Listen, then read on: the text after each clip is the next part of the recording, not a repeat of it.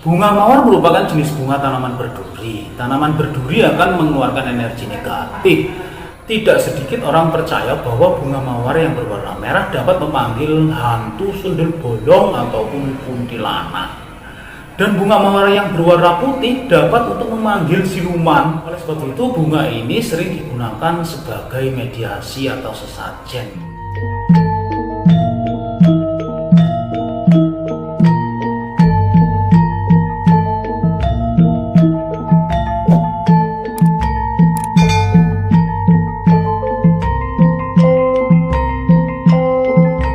Assalamualaikum warahmatullahi wabarakatuh. Salam sejahtera bagi kita semuanya. Salam Om Swastiastu, Namo Buddhaya, salam kebajikan, Sampurasun, Rahayu, Rahayu, Rahayu.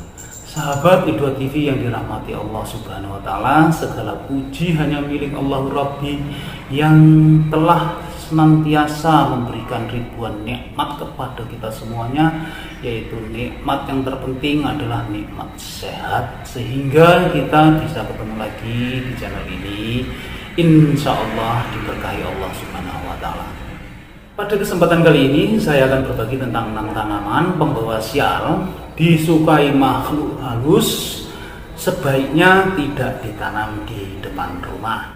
Namun sebelum kalian melanjutkan menyimak video ini, bagi sahabat-sahabat Idwa TV yang sudah subscribe, like, komen, dan share, saya doakan semoga disehatkan lahir batinnya, mendapatkan uang tak terduga 100 miliar.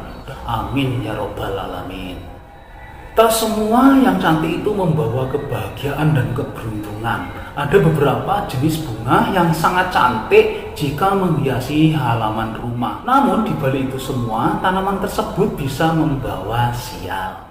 Berdasarkan primbon Jawa, jenis bunga atau tanaman tersebut sangat disukai makhluk halus seperti jin, tuyul, digunakan sebagai sarana santet atau juga untuk pelet, sehingga tanaman tersebut sebaiknya tidak ditanam di sekitaran rumah.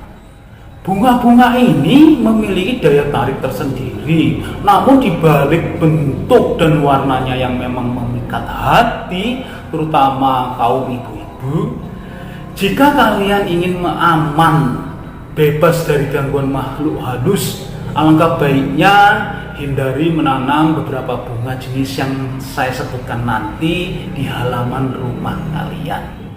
Oke, berikut ini 6 tanaman pembawa sial karena disukai makhluk halus. Sebaiknya jangan ditanam di halaman rumah, karena bunga-bunga tersebut disukai oleh para makhluk halus dan berpotensi membawa kesialan bagi pemilik rumah. Untuk yang pertama adalah bunga kemuning.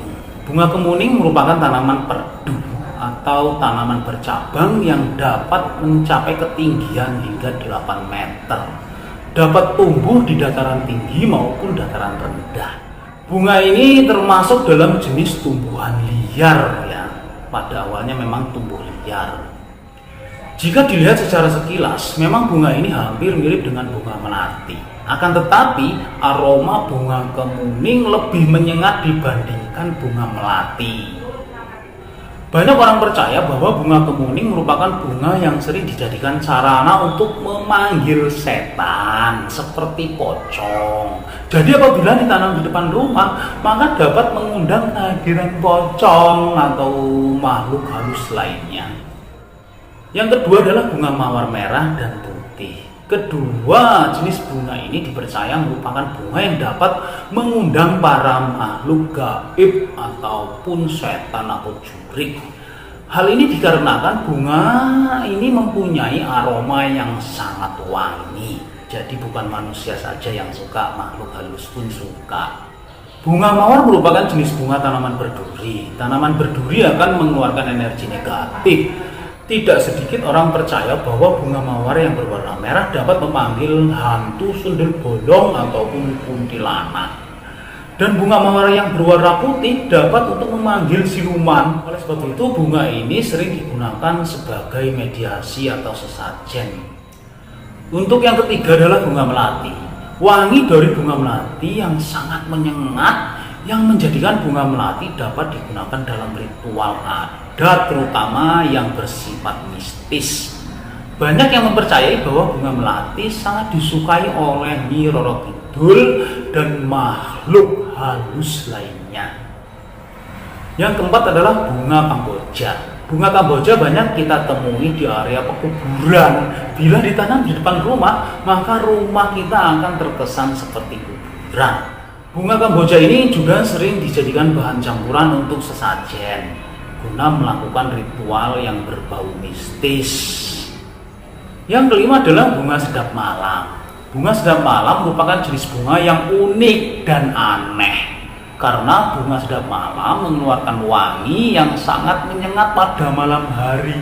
Bunga sedap malam sering dijadikan sebagai sarana menyantet dan memanggil makhluk halus. Kata cicak itu benar katanya, cak cak cak cak cak. Jadi sebaiknya bunga sedap malam jangan ditanam di sekitaran rumah ya teman-teman ya.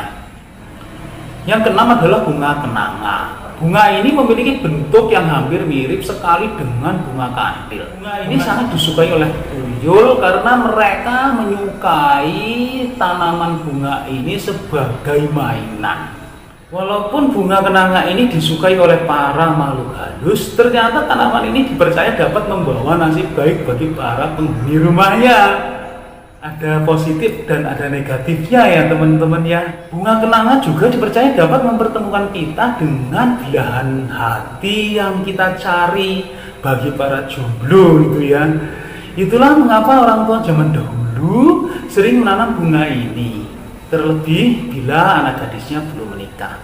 Selain itu, bunga kenanga juga suka dijadikan sebagai penglaris dalam usaha. Walaupun demikian, bunga kenanga tidak baik ditanam di depan rumah. Sebaiknya bunga kenanga ditanam di bagian samping rumah ya teman-teman ya. Jadi keunikan bunga kenanga ini tinggal tergantung diri kita tujuannya seperti apa. Bisa digunakan sebagai sarana kebaikan dan bisa juga digunakan sebagai sarana kejahatan seperti untuk menyantet. Teman-teman semuanya, itulah tadi tanaman pembawa sial disukai makhluk halus. Sebaiknya tidak ditanam di bagian depan rumah. Tapi kalau kalian tetap ingin menanamnya, sebaiknya ditanam di sekitaran samping rumah atau agak jauhan dikit lah dari rumah, sekitar 3 meteran. Wallahu a'lam bishawab. Terima kasih kalian sudah menyimak video ini sampai selesai. Semoga bermanfaat untuk kita semuanya. Kebenaran itu datangnya hanya dari Gusti Allah Subhanahu wa taala.